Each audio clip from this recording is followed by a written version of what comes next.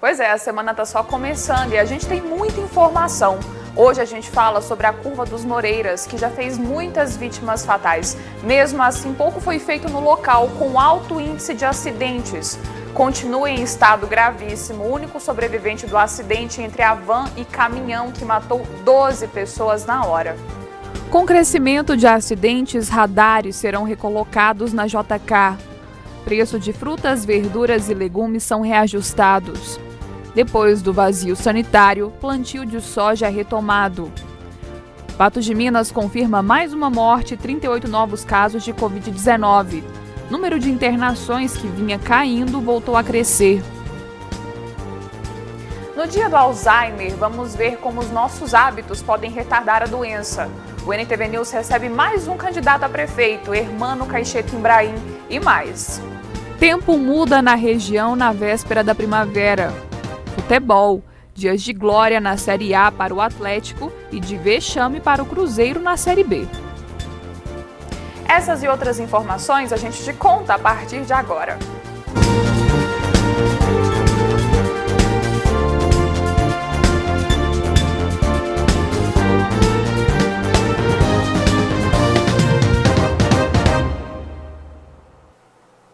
Continua em estado gravíssimo o único sobrevivente do acidente entre a van com placa de patrocínio e o caminhão que transportava caixas de limões na BR-365, no local conhecido como Curva dos Moreiras. 12 pessoas morreram na hora.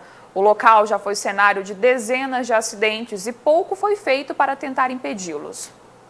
Janeiro de 2010, 10 anos atrás, no quilômetro 380 da BR-365, bem próximo do local dessa tragédia, um acidente parecido foi registrado. 12 pessoas morreram em uma batida entre van e carreta. A batida foi tão forte que arrancou a lateral da van. Entre os mortos estavam 3 crianças, um adolescente de 15 anos, 3 mulheres e 5 homens. Aqui está parecendo um filme de terror. Sinceramente, eu nunca vi uma coisa dessa natureza, não. 10 anos depois, 20 de setembro de 2020, 1h30 da manhã, uma van seguia sentido a Patrocínio na BR-365, no quilômetro 373. Quando, em determinado momento, tentou desviar do galho de uma árvore que estava caído na pista devido a uma queimada às margens da rodovia. Com isso, o motorista perdeu o controle e a van foi para a contramão e acabou batendo de frente com o caminhão que estava carregado com limão. 12 pessoas também morreram no local. No local do acidente, no momento em que ocorreu o acidente lá, estava com queimada na beira da rodovia. E por conta dessa queimada, uma árvore tinha caído sobre a via, interditando meia pista. Então, por conta dessa árvore que tinha caído e por conta dessa fumaça que estava atrapalhando a visibilidade, quando o condutor da van se deparou com a árvore dirigindo, ele jogou para a contramão para desviar da árvore. E infelizmente nesse momento, acho que imagina até por conta do excesso de fumaça na hora do acidente, ele não viu o caminhão vindo em sentido contrário. Foi quando aconteceu a colisão frontal. No local do acidente deste domingo, ficaram as marcas deste triste episódio. Entre as pessoas que foram as vítimas, eram várias pessoas da mesma família. Tinha irmãos, tinha avó e neto. Então a gente fica muito triste por esse tipo de situação. A causa desse acidente pode ter sido provocada pela queda de um galho na pista. De acordo com a PRF, a base desse tronco estava com indícios de queimada. Só neste ano ocorreram mais de 12 mil ocorrências de incêndio florestal em todo o estado de Minas Gerais. Em Patos de Minas, também no mesmo período, de janeiro a agosto de 2020, houve também um elevado índice de ocorrências de incêndio florestal, sendo 35% a mais do que no mesmo período do ano passado.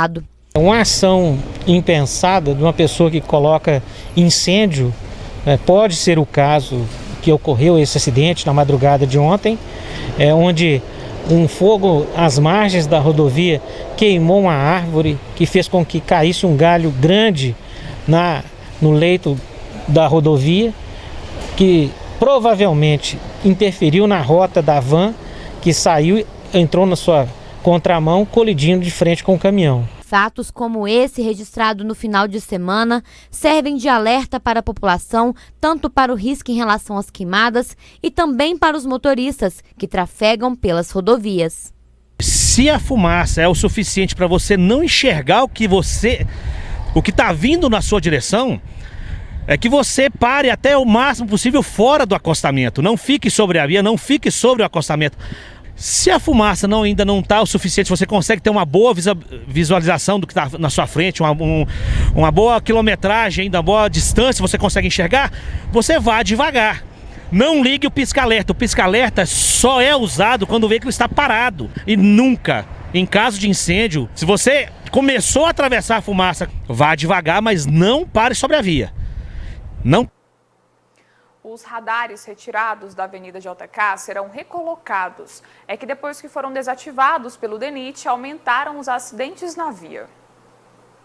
Os radares instalados na Avenida JK foram removidos em janeiro de 2020 pelo Departamento Nacional de Infraestrutura de Transporte, o DENIT, após a via ser doada pelo governo federal ao município de Patos de Minas. Com isso, surgiu a preocupação com os impactos dessa ação para o trânsito da via. Na época, a Secretaria de Trânsito deu início aos estudos para verificar os problemas mais registrados na via e implementar as medidas necessárias para diminuí-los. Feito isso, na última quinta-feira, os radares de 3 pontos da cidade foram retirados para serem instalados em pontos da avenida, a fim de solucionar os problemas identificados. Primeiramente é que o trânsito ele é muito volúvel, ou seja, os problemas do trânsito eles tendem a ser sazonais ou tendem a ser temporários, né? De acordo com os locais, com a época do ano, etc. Bom, quando nós colocamos radares nesses 3 locais, seria na Major Gotti com a Olegário Maciel, na Olegário Maciel com Getúlio Vargas e na Rua Doutor Marcolino com a Avenida Brasil. Primeiro foi observada a questão da quantidade de acidentes de trânsito, né, a periculosidade que os pedestres estavam passando nesses locais. Aí foram colocados radares. De lá para cá, verificamos que o índice de acidente de trânsito reduziu quase que a 0 nesses 3 pontos colocados. E agora, no período da pandemia, período esse em que os radares foram desligados, nós estamos fazendo acompanhamento mês a mês e constatamos que o número de acidentes de trânsito lá também tendeu a 0. Nesse estudo que nós realizamos, nós constatamos que a presença do radar lá não estava tendo mais aquela eficiência que seria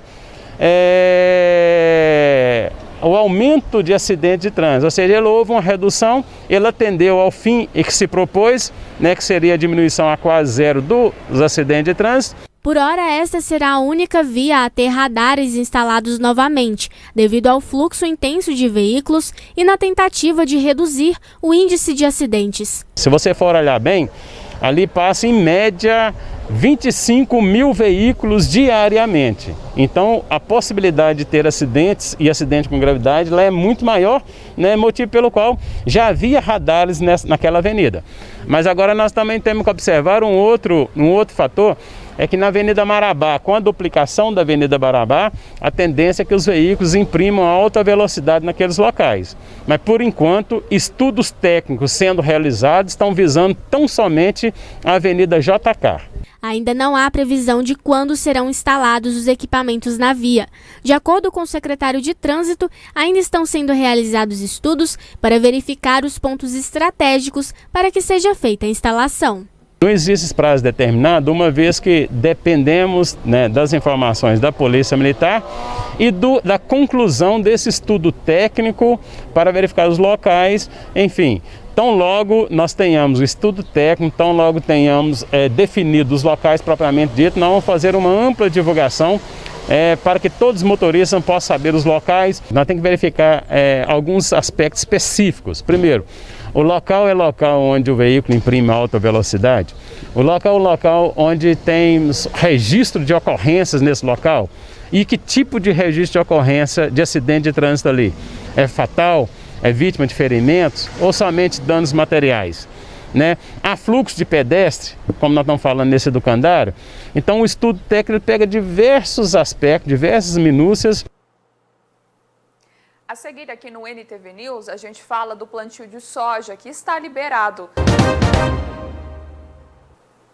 Os preços das frutas, verduras e legumes aumentaram cerca de 3% na Ceasa de Patos de Minas. A abobrinha e laranja puxaram a alta. Na outra ponta estão alho e repolho, por exemplo. A variação no preço dos produtos de atacado, como o caso de frutas, verduras e legumes, depende basicamente da mudança climática e do período de safra. Agora, por exemplo, não é época de maracujá e abacate. Com isso, os preços vão lá em cima. O tipo de produto que a gente trabalha no Ceasa, que é frutas e verduras em geral, sempre o que vai influenciar o preço é o clima. Se é época de safra de algum produto, normalmente nós vamos ter uma grande quantidade desse produto, ele vai estar com um preço menor. Quando ele é época de entre safra, a tendência é subir o preço. Então, o que influencia realmente na questão de preço de hortifruti é clima. Dentre os produtos que encareceram estão a abobrinha, que aumentou de 50 para 80 e 100 reais a caixa nos últimos 15 dias, e a laranja, que variou de 25 para 35 reais a saca. Já os preços que caíram foram o do alho, de 160 para 140 reais a caixa de 10 quilos, de uma semana para a outra, e o repolho, também na caixa de 20 quilos, que estava de 25 na semana passada e agora está a 10 reais. A melancia também está em alta, devido à época de produção e de calor. Aumenta sim, é ótimo na época do calor. Nós estamos vendendo 15 toneladas só na Ceasa, na feira da Ceasa. 15 toneladas, fora os supermercados da cidade. Mesmo com a pandemia, o trabalho não parou no Ceasa e os impactos gerados pela doença foram poucos em relação a outros setores. Desde o início da pandemia, nós começamos a adotar todo o protocolo de segurança, né? Uso de máscara, álcool em gel espalhado por todo lado, sabonete líquido em todos os banheiros.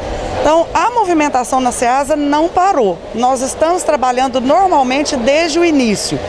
E um fato interessante é que nós não tivemos relato de nenhum caso de Covid por contaminação no Ceasa. Depois do vazio sanitário, os produtores de soja já podem voltar a fazer o plantio do grão. Mas antes de iniciar a semeadura, é preciso ainda tomar algumas medidas. O vazio sanitário é o período de no mínimo 60 dias em que não se pode semear ou manter plantas vivas de soja no campo. A medida objetiva reduzir a sobrevivência do fungo causador da ferrugem asiática durante a entre-safra e, assim, atrasar a ocorrência da doença na safra. Desde o dia 15 de setembro, Minas Gerais e outros 5 estados estão aptos a iniciar a semeadura. O produtor deve tomar algumas medidas antes de iniciar a semeadura, como a busca por condições de campo ideais. Estamos nos preparativos, né, para receber essa nova semeadura nessa próxima safra. Então a gente já está nas áreas de plantio convencional, né? O produtor esse ano, em função da expectativa de preço, né, está investindo um pouco mais em correção de solo. O pessoal vai fazer descompactação do solo,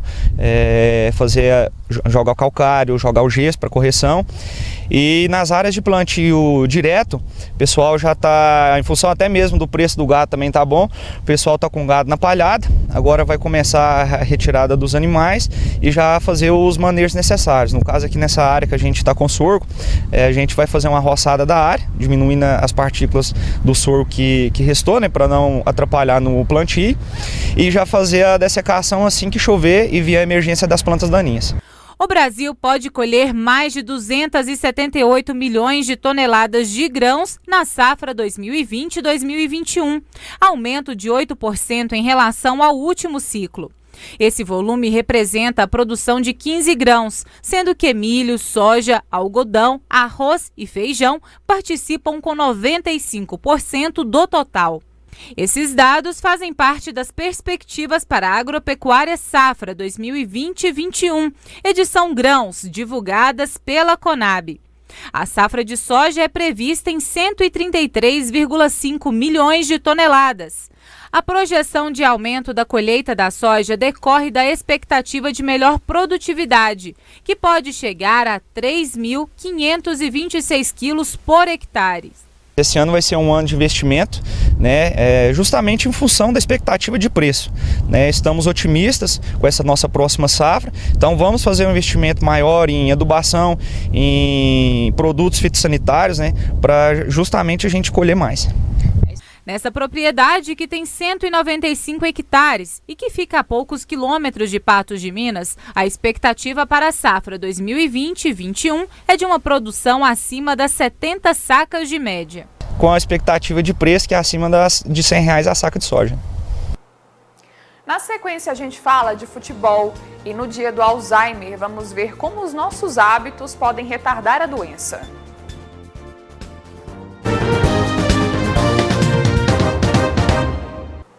Futebol. O elenco do Cruzeiro foi recebido com protesto neste domingo em Belo Horizonte. Torcedores foram para o aeroporto de Confins, mas, segundo eles, uma barricada foi montada pela polícia para impedir o contato com os jogadores. Os atletas estão sob pressão total. Sabem que mesmo com muitos jogos pela frente, é hora de engrenar o ritmo de vitórias. Situação complicada dentro e fora de campo. Depois da derrota para o Lanterna da Série B, cruzeirenses não perdoaram e foram recepcionar o elenco celeste sob protestos no aeroporto de Confins. Pede dinheiro, mas não ouve o torcedor. Esse foi o grito de quem está indignado com a fraca e decepcionante atuação da Raposa e de quem tem ajudado financeiramente o clube, mas que tem oferecido de volta uma coleção de decepções. Mete dinheiro, mas não escuta o torcedor. Ainda faltam 28 jogos pela Série B, mas se sonha em subir, é preciso render em campo e começar a acumular vitórias. O Cruzeiro volta a jogar na próxima sexta-feira, às 21h30, no Mineirão. Encara o Avaí pela 11ª rodada. O time catarinense está em 12º lugar com 10 pontos. A Raposa é a 15ª na tabela com 8. Em casa, vestindo a camisa do Cruzeiro, não dá para negociar, é 3 pontos e a gente não vai negociar isso com ninguém, isso a gente tem que pôr na nossa cabeça também. Então é levantar a cabeça, buscar esses 6 pontos em casa, não negociar, porque vai ser fundamental para a gente se recuperar na tabela e ganhar a confiança que a gente tanto precisa. Situação difícil, hein? E hoje ainda teve mais protestos na Toca da Raposa. Já o Atlético tem vivido momentos de glória. A boa fase rendeu a liderança da Série A com um jogo a menos que o vice, o Internacional. A vitória contra o Atlético Goianiense fora de casa deu mais fôlego e confiança para os alvinegros. Os treinamentos na Cidade do Galo foram retomados nesta segunda-feira.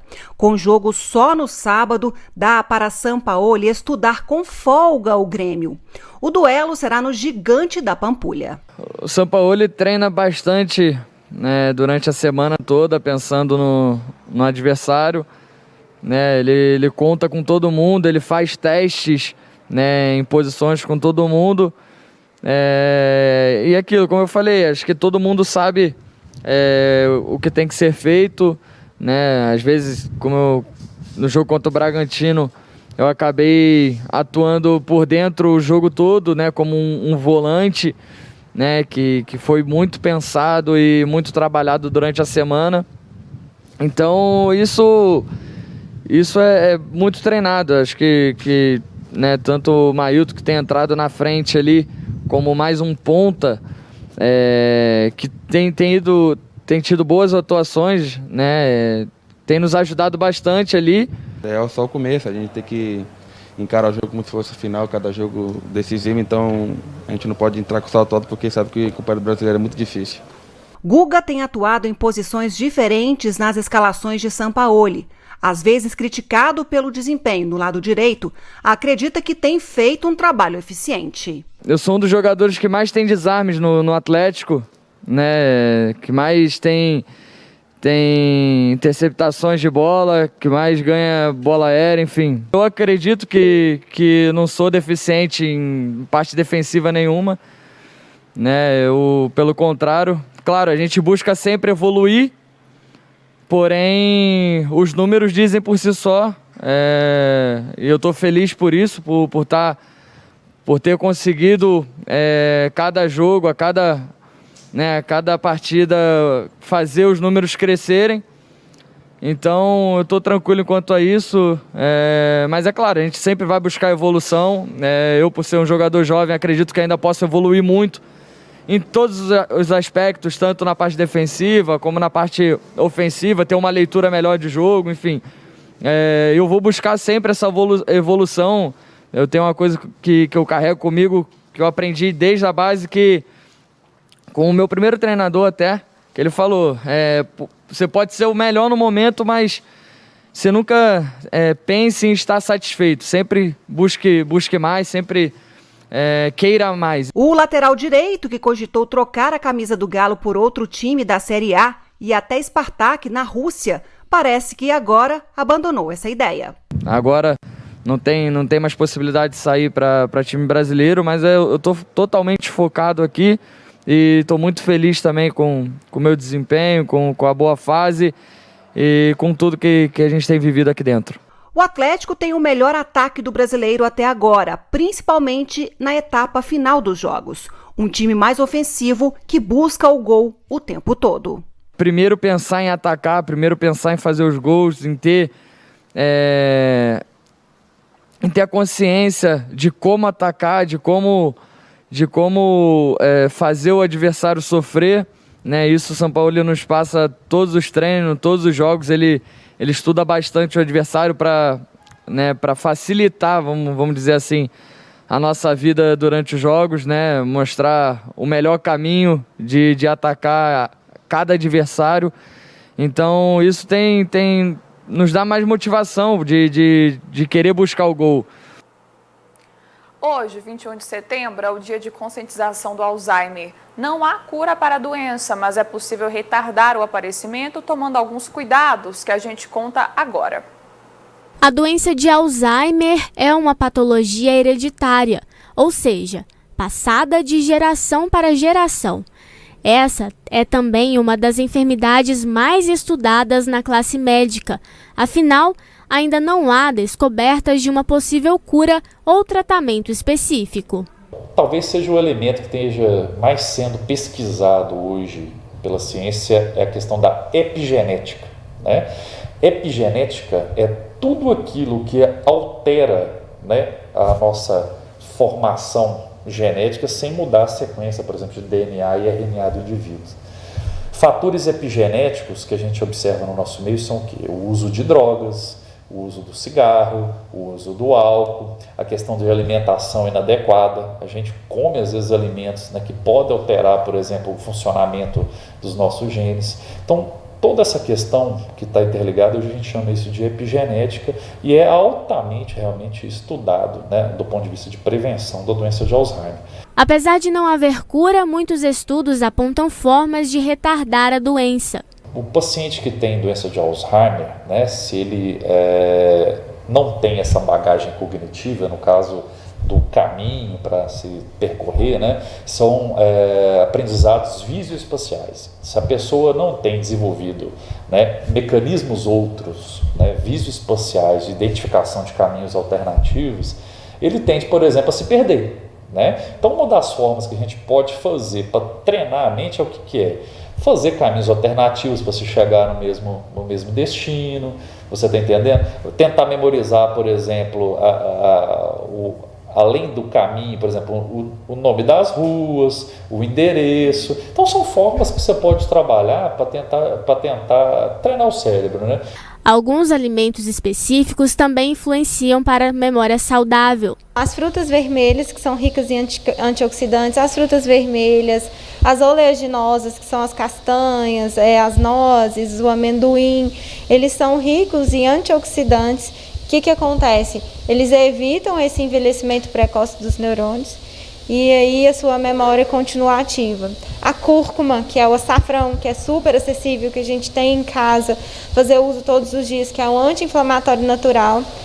O iogurte e o kefir, que é uma bebida fermentada por bactérias boas, é um excelente aliado, porque tem se estudado muito sobre microbiota intestinal. Então, se seu intestino tem um funcionamento normal e regular, melhora inclusive a qualidade do seu sono. Se você tem uma qualidade de sono boa, você acaba melhorando também sua memória cognitiva. Por fim, associar alimentação, hidratação e atividade física é uma das fórmulas mais eficazes para a prevenção de qualquer doença. Atividade física comprovadamente tem um impacto positivo sobre essas mudanças genéticas em várias doenças.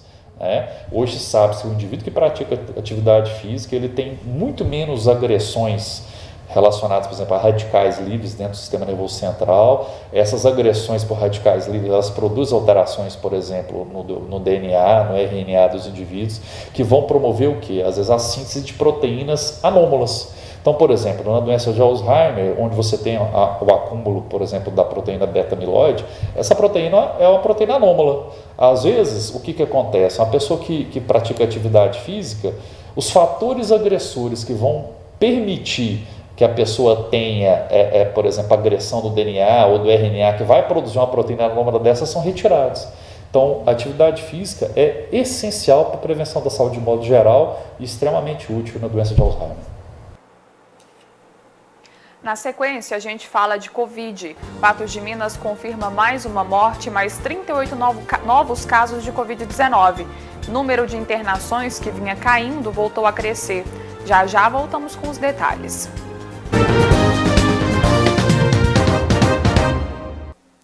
E agora é a hora da análise da notícia aqui no NTV News. Antes de chamar a Ludmila Bahia para a conversa, a gente tem um VT muito importante do secretário de Saúde, falando sobre alguns cuidados, mesmo após ser infectado pela Covid-19. Vamos assistir. Nós já temos algumas informações e alguns diagnósticos de reinfecção em algumas pessoas, ou seja, isso reforça ainda mais a necessidade de se manter o isolamento, de se manter o distanciamento, se manter os cuidados de uma forma geral. Enquanto nós não tivermos a vacina, tudo é objeto de estudo, tudo é objeto de exame e principalmente de cautela. Eu mesmo, como foi veiculado, eu fui acometido pela Covid, graças a Deus eu me curei, e eu mantenho todos os cuidados, seja próximo das pessoas no trabalho, seja em relação a pessoas da família. Ludmila, boa noite. Venha para a conversa aqui na análise da notícia. Como vai? Tudo bem? Boa noite, Jéssica. Boa noite a todos que acompanham o NTV News. E agora, nesse momento, para a gente conversar um pouco das notícias que marcam esta segunda-feira. E a gente começou com esse momento da coletiva do secretário de Estado da Saúde, do secretário adjunto de Saúde de Minas Gerais, fazendo um alerta óbvio, mas necessário, porque a impressão que a gente tem, Jéssica, é que muitas pessoas que contraem a Covid-19 se sentem tranquilas após passarem por esse período de inquietação. E aí retomam a normalidade da vida, do que era antes dessa pandemia. E o secretário adjunto falou bem da própria experiência, de como tem levado a vida após a Covid-19, porque os cuidados continuam, até mesmo a gente não sabe o que pode acontecer. Há casos de reinfecção e isso leva, portanto, a todos os cuidados necessários também às pessoas já infectadas, já curadas da Covid-19. Justamente, Ludmila, outra prova disso é que muitas pessoas, depois de curadas, apresentam outros sintomas, né? Às vezes um pouquinho mais brandos, às vezes uma falta de ar que surge, uma sensação de fadiga. Então, prova disso é que essa doença talvez pode até voltar a aparecer, a gente sabe muito pouco sobre isso. Então, nada melhor do que ter cuidado, né? Claro, é o óbvio necessário, e o óbvio que precisa ser feito, né? Então, não custa nada tomar as medidas preventivas à Covid-19 sempre, até que a tão esperada vacina chegue e possa ser entregue, possa chegar a todas as pessoas. Vamos ver os dados agora sobre Patos de Minas, os casos e as internações, até porque a gente começa a semana agora, já que a gente não tem esse boletim informativo atualizado nos finais de semana, então a gente faz o comparativo com a sexta-feira da semana passada. Vou começar fazendo a leitura desses dados principais, Ludmila, e em seguida então você vem aqui com os dados, né, o comparativo em si. Primeiro a gente vai para os casos tratados, que na sexta a gente tinha 1.904, hoje a gente tem 1.911. O percentual de cura a gente tem uma pequena mudança, na sexta-feira estava em 88,60, hoje 87,38. As pessoas que estavam se recuperando em casa eram 183, hoje são 209. Os casos confirmados, 2.148 para 2.186. Os casos internados, aí a gente vê que teve um aumento de 8 para 12 e os em leitos de UTI de 3 para 4 e infelizmente mais um óbito registrado de 53 para 54 agora.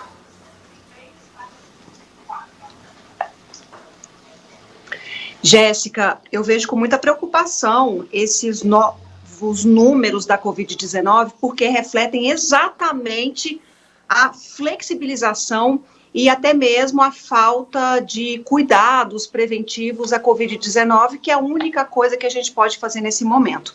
E olha só como os números cresceram e de forma importante quando a gente compara sexta-feira com a segunda-feira. São mais 7 pessoas curadas da Covid, mais 26 pessoas em isolamento domiciliar se recuperando da doença, mais 38 casos confirmados, um número alto, mais 4 pessoas internadas, sendo mais uma pessoa internada em leito de UTI. Infelizmente, perdemos mais um patense para a Covid-19, totalizando 54 óbitos ao todo. E quando a gente observa a taxa de ocupação hospitalar, é outra preocupação. Números desfavoráveis, esse que a gente tem na tela agora, mas também a taxa de ocupação hospitalar subiu e muito em relação à sexta-feira, que mostra que a taxa de transmissão em Patos de Minas tem se mantido para o alto. Olha só a quantidade de pessoas internadas a mais entre suspeitos e infectados e casos infectados. Olha só, com relação principalmente a internações em leitos clínicos. Leitos de UTI se mantém com 4 pessoas, mas leitos clínicos são 23 pessoas se recuperando da Covid-19. E lá embaixo a gente reflete diretamente isso em números. Com relação a esse percentual, poderia até ser muito maior, mas provavelmente da região tem menos pessoas internadas, computando somente ali casos de infecções de Patos de Minas, que é o peso maior para esse percentual. Então, assim, é aquele momento de total cautela, de total cuidado, porque de longe esses números são favoráveis.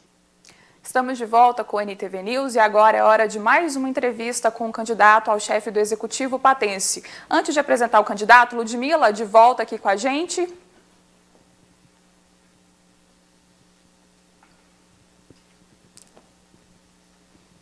A gente vai entrevistar agora o doutor Hermano Caixeta, que é um dos candidatos a prefeito aqui em Patos de Minas.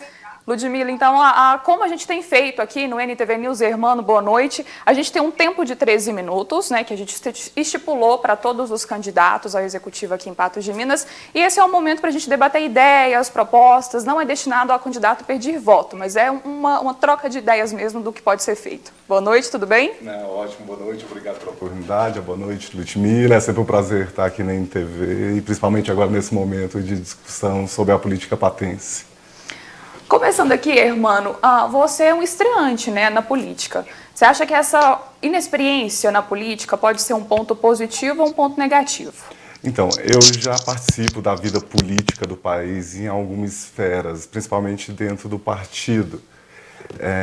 Eu, como economista, já prestei muita assessoria para deputados, trabalhei com emenda parlamentar, junto a governos estaduais também, em diversos municípios durante o meu programa de mestrado. Então, assim, a política ela é mais do que só apenas o momento de campanha, né, o momento de se colocar o seu nome à disposição. Então, assim, agora, nesse momento, nessa campanha, nesse momento de eleição, eu realmente me senti tentado por ter essa qualificação, por já entender bastante da economia política do Brasil, de Patos e de Minas, e por conseguir construir um projeto para Patos. Então, assim, eu estou me estreando como candidato, confesso que é bem complicado, existe muitos mais meandros do que apenas o conhecimento técnico sobre economia, que é onde eu tenho o maior conhecimento, mas está tudo sendo um grande aprendizado. Estou recebendo muito apoio de muitas pessoas que estão muito animadas com a nossa candidatura, então só dá mais força para a gente continuar nesse projeto. Hermano, como fazer campanha nesse tempo de pandemia, né? A gente vive momentos que a gente precisa de ter cuidados sobre a questão até mesmo do isolamento social. Então, como vai ser fazer uma campanha eleitoral nesse momento? Realmente o cenário ele é completamente diferente, né? E novidade para todo mundo. Então, as redes sociais estão tomando uma grande proeminência, elas já tomaram nas últimas eleições nacionais e agora chegou-se, então, juntamente com a pandemia e o isolamento social, a necessidade de a gente utilizar mais as redes sociais. Contudo, eu acho que é importante, assim, dentro das limitações, a gente está participando, indo para a rua, entregando as nossas propostas, olhando, conversando com as pessoas à medida do possível, à medida que o distanciamento social permita, e a gente quer fazer isso. Eu também quero ter esse prazer, mesmo no contexto de pandemia, respeitando todas as regras de distanciamento, mas eu quero ter esse prazer de realmente sair pela cidade, conversando, olhando, contando a minha história, contando as nossas propostas, os nossos projetos, para que a gente veja, né, veja o povo, assim, converse com o povo e entenda, né, o que a gente precisa de fazer, a gente colocar essas nossas propostas e que as pessoas possam nos dar também sugestões, ideias sobre a especificidade de cada bairro e de cada lugar. Ludmila, por aí? Ok. Hermano, uma questão que eu já fiz essa pergunta para outros candidatos à Prefeitura de Patos de Minas, mas uma questão é que temos 8 candidatos à Prefeitura do município. Isso atrapalha ou facilita a escolha do eleitor? Será que os eleitores terão paciência de conhecer os planos, os projetos desses 8 candidatos? Realmente, Ludmila, nessas eleições a gente tem todos os tipos de candidato, a meu ver. A gente tem vários espectros políticos, ideológicos, temos candidatos que já estiveram no governo municipal, já estiveram no executivo anteriormente, temos candidatos novos que nunca participaram, temos partidos também que nunca colocaram candidato a participar do governo executivo, né? O caso do PSB, ele já é um diretório que já está instalado na cidade há muitos anos, mas agora, numa reformulação que o partido passou, eles iniciaram esse processo de construir uma candidatura aqui no interior. Então, eu vejo que Patos vai ter, na verdade, uma grande oportunidade de conhecer vários espectros políticos, né, de todas as orientações, e, a partir daí, decidir melhor qual o tipo de projeto que eles querem. Também vejo perfis muito diferentes, apesar dos novos que estão colocando seu nome, também são candidatos que têm perfil diferente, que têm qualificações diferentes, que têm bandeiras, propostas diferentes. Então, acho que assim, vai ser mais complicado, mais gente, vai precisar que o eleitor se dedique mais tempo, mas também são mais opções também para perceber que cada um desses existe um posicionamento, um tipo de proposta para a cidade. Hermano, a gente estava falando aqui antes disso sobre Agora, Hermano, como fazer essas propostas chegarem até os eleitores? Você disse que tem aí um conhecimento na política, trabalhando em bastidores, trabalhando com assessoria de alguns parlamentares, mas como disseminar essa proposta para que os eleitores conheçam o sujeito e conheçam também as propostas? Ludmila, aí é nesse ponto exatamente onde eu mais estou aprendendo. Eu não sou político profissional, né? Eu nunca estive assim, capitaneando uma campanha, sendo um nome colocado para a disposição, então isso está sendo muito grande aprendizado. E com certeza, no contexto de pandemia, nesses novos tempos, e também no novo teor que a política está tomando, né? O quanto ela está muito mais intensa, esse debate. Então, eu realmente estou aprendendo com tudo isso. E utilizar a internet, mas também para as ruas, né, na medida do possível, estar conversando com as pessoas. E assim que a gente vai tentar, via internet, via os meios de comunicação, as redes sociais, a imprensa também sempre ajudando nos debates, participação de debates, queremos estar em todos os debates para qualificar os debates, para colocar melhorar o nível de debate político, porque eu acho que é isso que a cidade de Paços de Minas precisa, de um bom debate político para a gente pensar nos próximos 4 anos das nossas vidas.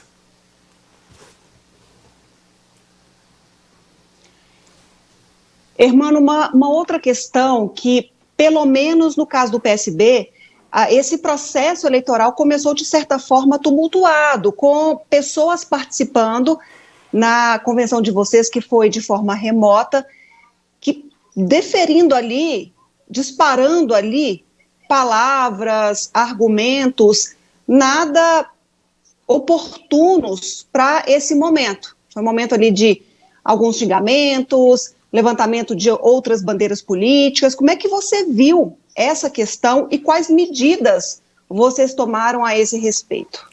Ludmila, assim, foi uma situação terrível, assim, a gente sabe que o debate político nos últimos anos se aqueceu, as pessoas agora estão mais acoloradas, têm mais posicionamento sobre várias questões. Nós estávamos cumprindo a legislação eleitoral que manda publicar, deixar aberto ao público a participação da convenção. Tínhamos ali presentes secretários nacionais do partido, secretários estaduais, deputados estaduais e federais, membros da juventude, de todos os segmentos do partido do PSB, que é um partido muito bem estruturado e que está muito empolgado, né, com a nossa candidatura aqui no interior de Minas, aqui em Patos de Minas. E, bem, as pessoas invadiram, utilizaram-se de má fé do sistema, estavam ali presentes, esperaram iniciar o processo da convenção para tumultuar, um comportamento completamente deplorável, assim, de ameaça, de xingamentos, como se realmente na tentativa de tumultuar. Mas, bem, a gente contornou essa situação, conseguimos abrir outra sala, as pessoas voltaram a participar, conseguimos realizar a nossa convenção e a nossa equipe jurídica estava presente ali na convenção, né, até por causa de todos os trâmites legais da convenção, e elas já estão dando prosseguimento. Já fiz o boletim de ocorrência junto à Polícia Militar e vamos dar todos os encaminhamentos possíveis, porque a gente não pode permitir que esse tipo de comportamento polua o nosso debate político, né, como diz, um debate tão importante para a gente.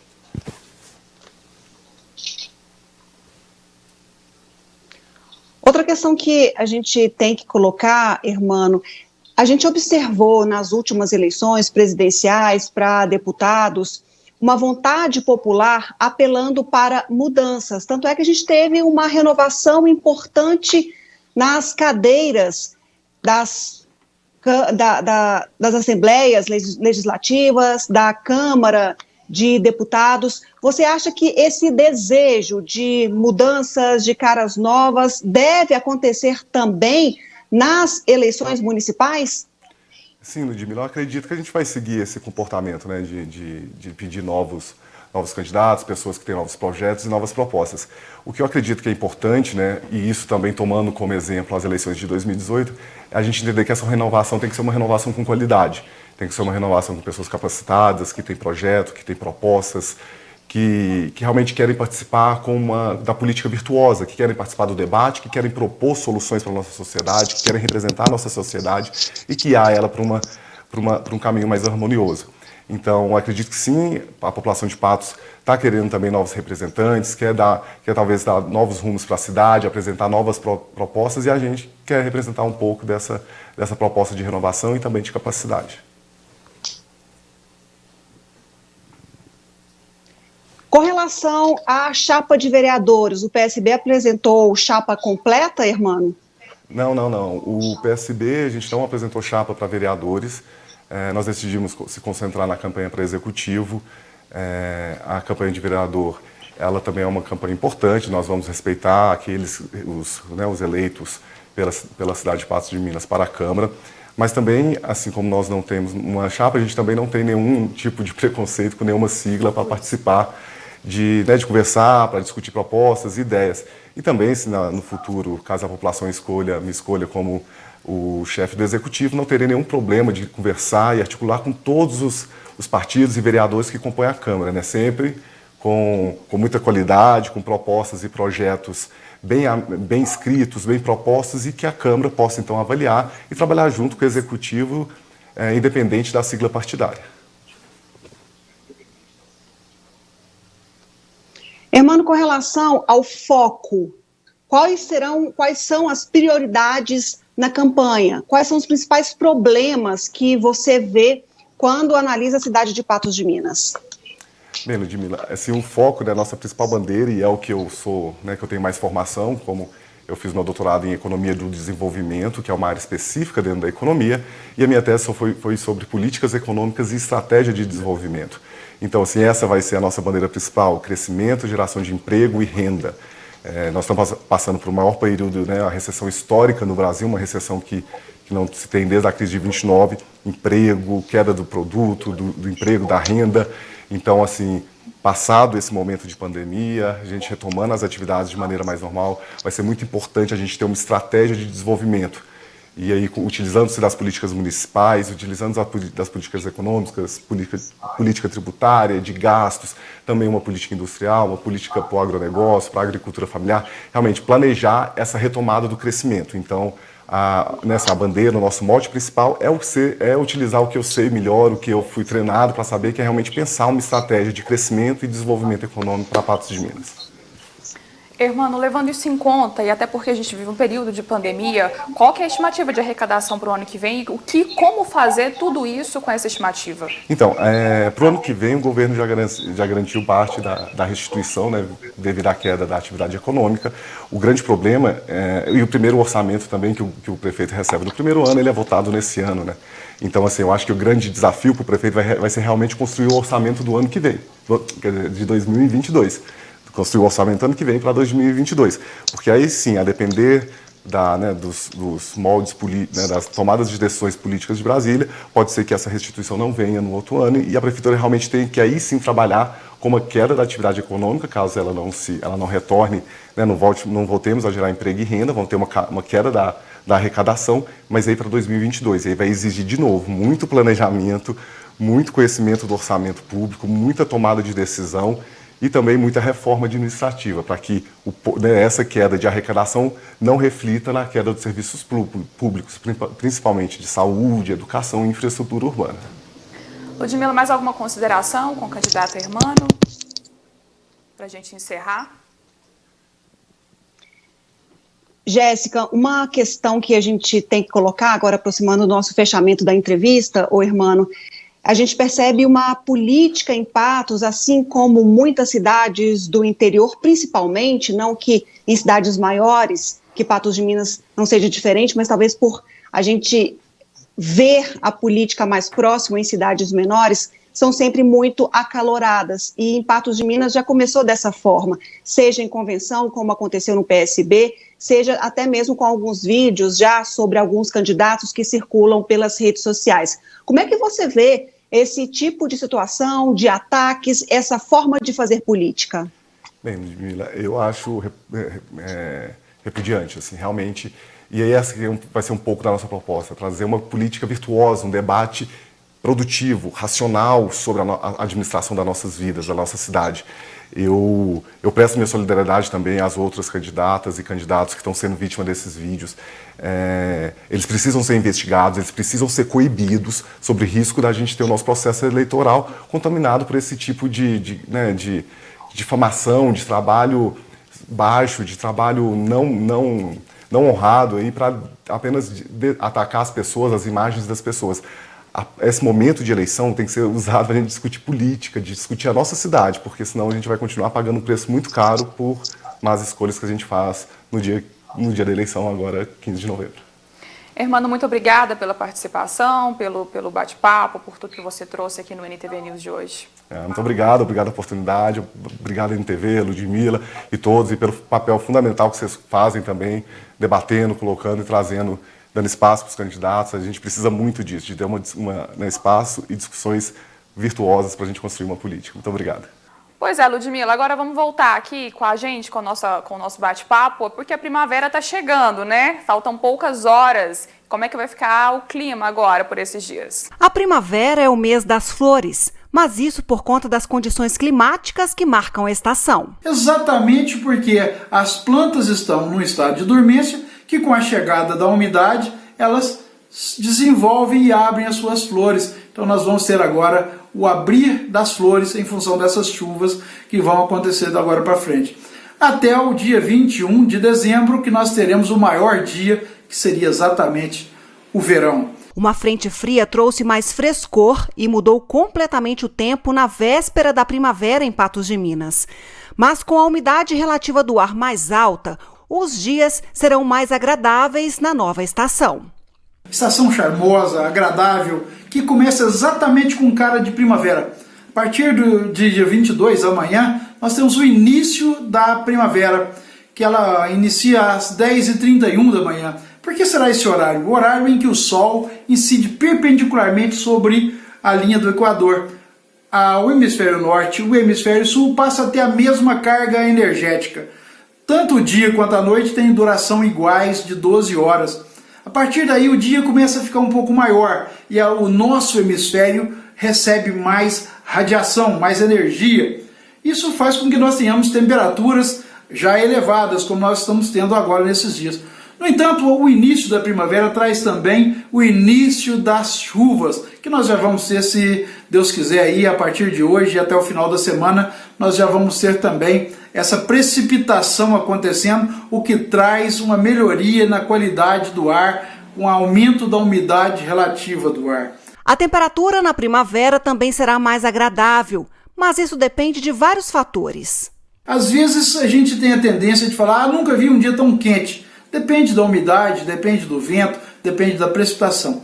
Durante a estação, à medida com que as chuvas vão aumentando, a sensação térmica também se torna um pouco mais agradável com a umidade. Tá? Então isso é extremamente importante a gente analisar. Boa primavera para todos! Ludmila, eu adoro a primavera, e você? Eu gosto muito, Jéssica. Primeiro que eu sou apaixonada com flores. Amo plantas, amo flores, e essa é uma estação em que elas agradecem muito, justamente por conta disso que o Adalberto explicou para a gente. As condições favorecem para que as flores, para que as plantas fiquem mais bonitas nessa estação. E é uma estação de um clima mais ameno, mais gostoso do que o excessivo calor do verão, mas que também está tudo bem confuso. O inverno também foi marcado por um calorão danado nessa reta final, mas é uma estação que eu aprecio bastante. Inclusive, começou a chover, né, há pouco. Como a gente foi por teve aí um pouco de chuva para até celebrar esse momento que antecede a primavera. Nada de chuva com grande volume, mas um chuvisco aí que deu para sentir o cheiro de terra molhada. Pois é, Ludmila, eu acho que essa chuvinha aí que antecede a primavera, ela é tradicional ou então é uma coincidência, porque eu lembro que no ano passado, ao fazer uma reportagem sobre a chegada da primavera, choveu, viu, no primeiro dia da primavera. Então, ou é uma coincidência, eu não sei o que está acontecendo, mas a chuvinha é boa para a gente receber essa estação.